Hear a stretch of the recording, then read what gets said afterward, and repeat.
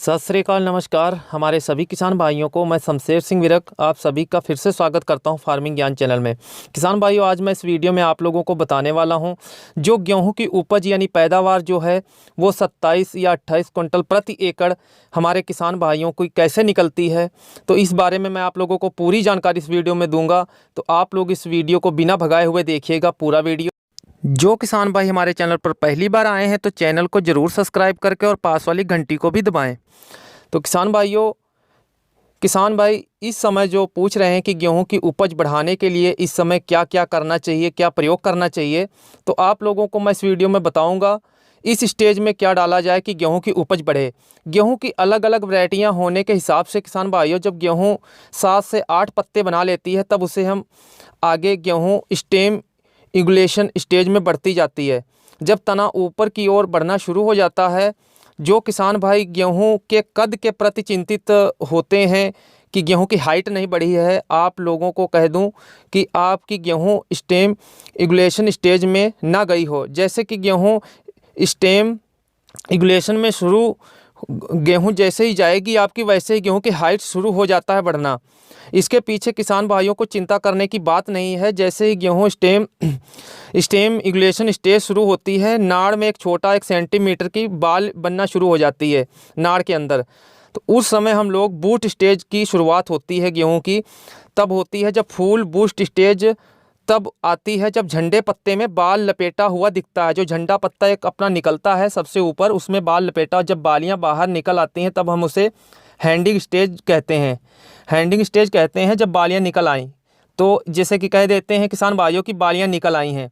तो अब जब गेहूं बूस्ट स्टेज में एंटर हो गई है, बालियां बनने लगी हैं, उस टाइम पर कौन सा स्प्रे करें, क्योंकि सभी गेहूं इस समय बूस्ट स्टेज में आ चुकी हैं, एंटर कर चुकी हैं। बूस्ट स्टेज में एंटर करके हैंड स्टेज की तरफ बढ़ना शुरू हो गई हैं। कई गेहूं निकलनी भी शुरू हो गई हैं। तभी इसे हम स्टेज में हम सबको यह करना पड़ेगा कि हमारी उपज बढ़ा सके। बाकी गेहूं की उपज तो मौसम पर भी डिपेंड करती है किसान भाइयों। अगर मार्च का तापमान टेम्परेचर अच्छा रहेगा तो उपज अपने आप बढ़ जाएगी। अगर टेम्परेचर ठीक ना रहा तो उपज कम भी हो सकती है, क्योंकि पहले अगेती गर्मी मार गई है। फिर अब हम लोगों को कोशिश करनी चाहिए, क्योंकि किसान भाइयों इस स्टेज पर ज़रूरत पड़ती है फास्फोरस पोटास की। फास्फोरस पोटास जो है वो किस लिए है वो भी मैं आप लोगों को बताऊँगा।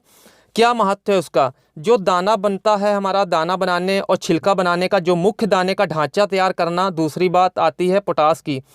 जो पोटास में एक तो बीमारियों से लड़ने की शक्ति देता है, दूसरा काम पौधों जो होते हैं खुराक बनाने के लिए फिर दाने को भरने का काम करती है।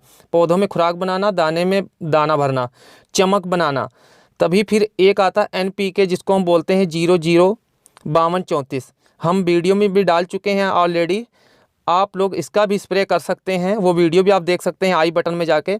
इसका स्प्रे अकेले ही करना है, मतलब इसके साथ में आप लोगों को कोई दूसरा स्प्रे मिक्स नहीं करना, जैसे मैग्नीज बोरान की नहीं करना है और मैग्नीशियम कुछ मिलाकर स्प्रे नहीं करना है 00-52-34 में। किसान भाई इस बात का हमारे किसान भाई ज़रूर ध्यान रखें। और कैल्शियम नाइट्रेट भी अगर आप लोग 13-0-45 की स्प्रे कर रहे हैं तो उसमें फास्फोरस नहीं मिलेगी आप लोगों को, इसलिए आप लोग 2 किलोग्राम यूरिया भी डाल सकते हैं जब आप 13-0-45 के अगर स्प्रे करना। लेकिन 100 लीटर पानी की मात्रा ज़रूर होनी चाहिए। तो जैसे ही फ्लैग यानी झंडा पत्ता जिसको हम बोलते हैं बाहर निकल रहा है, पत्ते का काम है उसने फूड तैयार करना है। जो झंडा पत्ता होता है किसान भाइयों, बाल के ऊपर जो निकलता है वो फूड तैयार, उसका बहुत ही महत्वपूर्ण रोल होता है। इस बात का हमारे किसान भाई ज़रूर ध्यान में रखें। तो किसान भाइयों, क्योंकि झंडे पत्ते में खुराक मिलेगी तो प्रकाश संश्लेषण की प्रक्रिया तेज हो जाएगी, तो दाना मोटा हो जाएगा, क्लोरोफिल पत्तों में बढ़ेगा, तो पत्तों में प्रकाश संश्लेषण की क्रिया तेज होने से उपज भी बढ़ेगी किसान भाइयों। इस बात का भी हमारे किसान भाई ज़रूर ध्यान रखें। डायरेक्टली बालियों को लगेगा।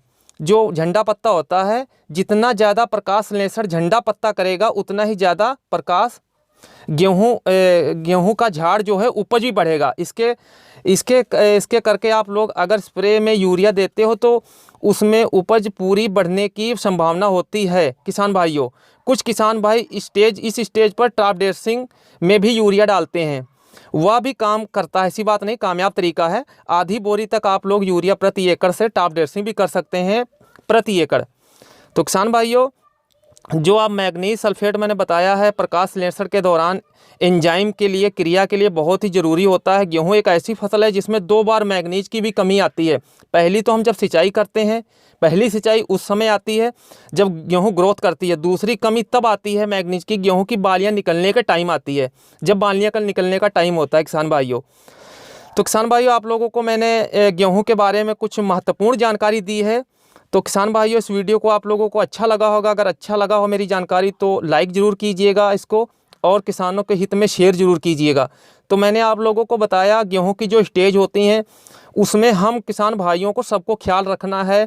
005234 जो मैंने आप लोगों को बताया है वो भी बहुत अच्छा महत्वपूर्ण काम करता है। फास्फोरस पोटास की बहुत ही ज़रूरत होती है गेहूँ की जब बालियाँ निकलने का टाइम आता है।